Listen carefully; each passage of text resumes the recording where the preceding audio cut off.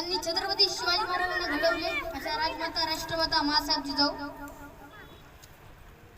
Doctor Babasaheb Ambedkar, Swami Vivekananda, doctor APJ Abdul Kalam व छत्रपती शिवाजी महाराज व सर्व महापुरुषांना मी वंदन करून मी माझ्या भाषणाला सुरुवात करतो।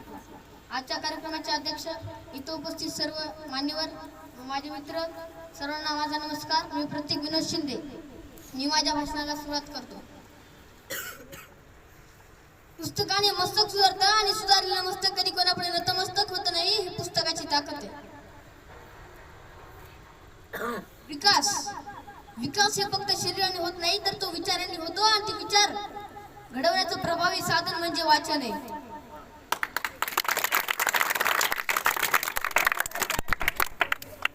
वाचन तुमचा म्हणजे जीवनाचा पाठीमागचा हातच आहे।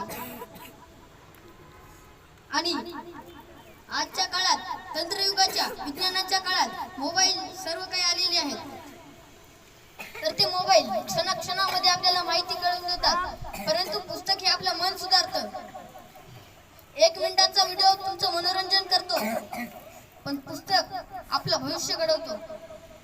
डॉक्टर बाबासाहेब आंबेडकर, स्वामी विवेकानंद व काही सर्व महापुरुष यांच्या जर आपण जीवनाकडे बघितलं तर त्यांच्या पाठीमागे संपूर्ण प्रचंड वाचनाचा हात आहे।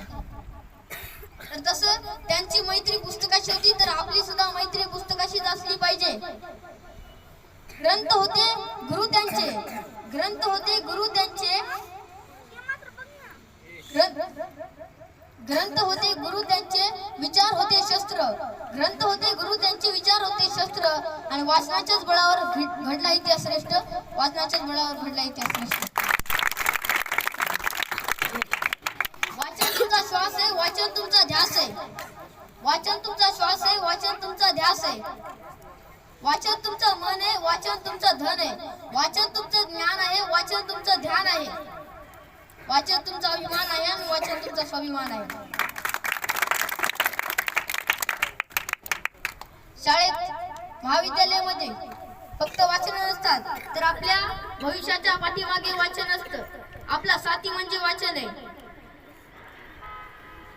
आणि आता जे कवी, लेखक, वक्ते जे काय बनले ते फक्त वाचनाच्या बळावर बनले आहेत। तुम्हाला जसं बोलायचं असेल तर तुम्ही वाचन करू शकता। आणि जो माणूस त्याने वाचनाची मैत्री केली आहे, तर तो माणूस कधीही एकटा नसतो, एक लक्षात ठेवा। व मी तुम्हाला सर्वांना विनंती करतो की तुम्ही वाचन हळूहळू वाढवावे। धन्यवाद। जय हिंद, जय महाराष्ट्र।